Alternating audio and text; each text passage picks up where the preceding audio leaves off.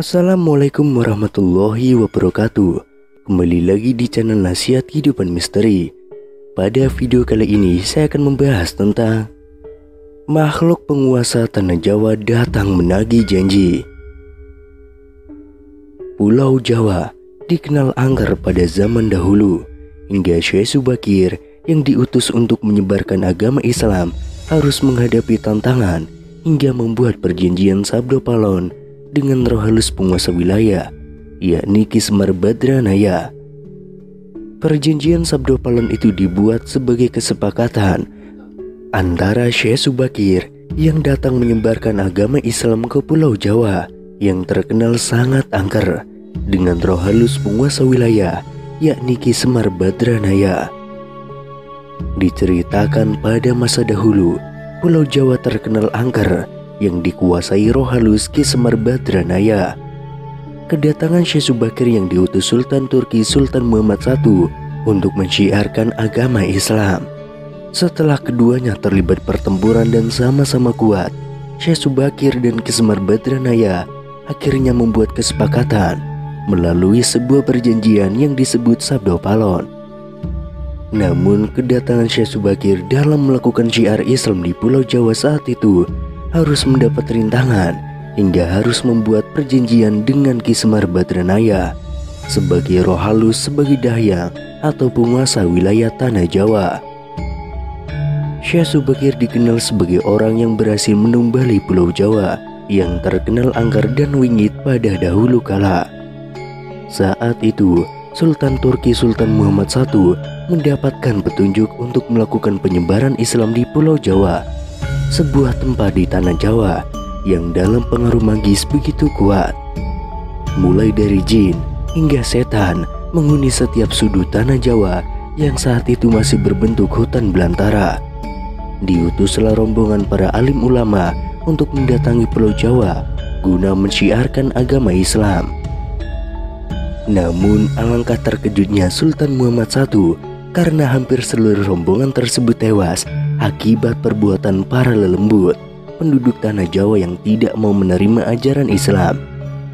Namun petunjuk harus dijalankan, sehingga utusan berikutnya dikirim ke Pulau Jawa yang angker itu.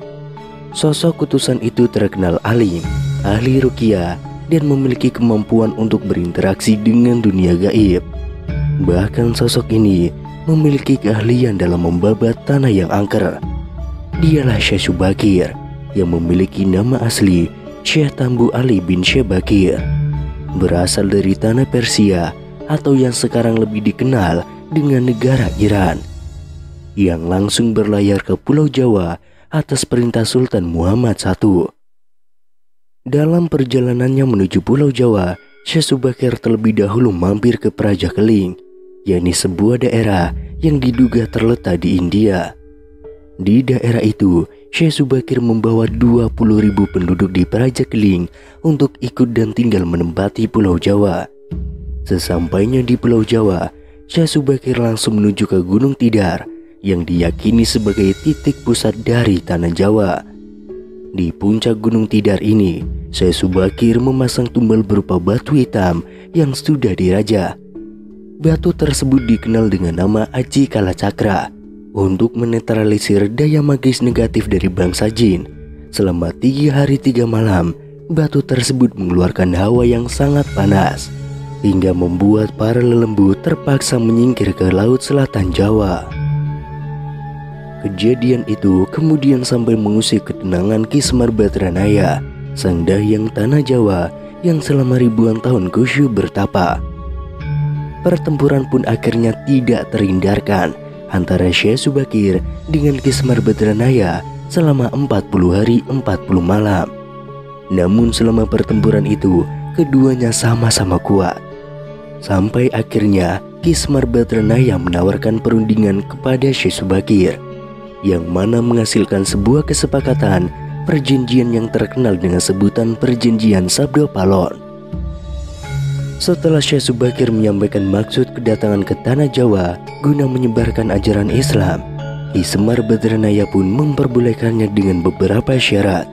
Berikut 4 syarat perjanjian Sabdo Palon antara Syekh Subakir dan Ki Semar Badranaya. Yang pertama, penyebaran ajaran Islam tidak boleh dilakukan dengan cara paksaan, apalagi dengan jalan peperangan. Penyebaran Islam di tanah Jawa harus dilakukan dengan cara yang halus dan memberikan keleluasaan bagi penduduk Jawa untuk memilih masuk ke dalam agama Islam atau tetap meyakini kepercayaan sebelumnya. Kedua, akulturasi antara Islam dengan budaya Jawa dalam pendirian tempat peribadatan. Meskipun tempat peribadatan tersebut dari luar memiliki gaya asli Jawa, namun di dalamnya ajaran-ajaran Islam disebarluaskan. Ketiga, kerajaan Islam diperbolehkan berdiri di tanah Jawa, tapi raja pertama haruslah anak campuran. Maksudnya orang tua sang raja memiliki campuran agama. Jika bapak Hindu maka ibu Islam, sebaliknya jika bapak Islam ibu Hindu. Yang keempat, tidak boleh merubah orang Jawa menjadi orang yang ke Arab-Araban.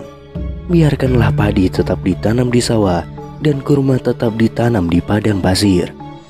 Orang Jawa harus tetap menjadi Jawa dengan segala budi pekerti dan kepribadian asli orang Jawa. Jika orang Jawa sampai hilang Jawanya, 500 tahun lagi Ki Semar Badranaya berjanji akan muncul dan membuat goro-goro. Dalam satu kisah disebutkan bahwa Semar Badranaya hidup pada masa Prabu Brawijaya V, raja terakhir dari kerajaan Majapahit. Namanya dikisahkan dalam Serat Jangka Jayabaya Sabdo Palon oleh Pujangga Keraton Solo Ronggowarsito.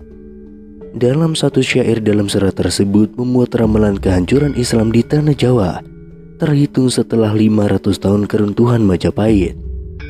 Bait ramalan itu dikenal dengan istilah Sabdo Palon Nagih Janji.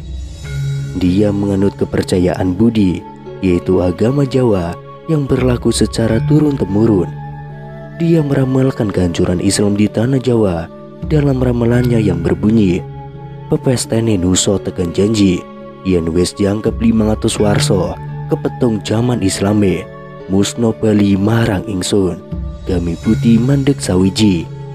Yang artinya, takdir nusa sampai kepada janji. Jika sudah genap 500 tahun, terhitung zaman Islam musnah kembali kepadaku.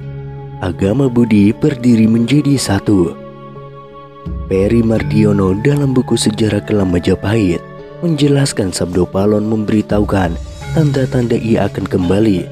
Dia bersumpah akan kembali ke tanah Jawa pada 500 tahun lagi, tepat setelah Majapahit runtuh.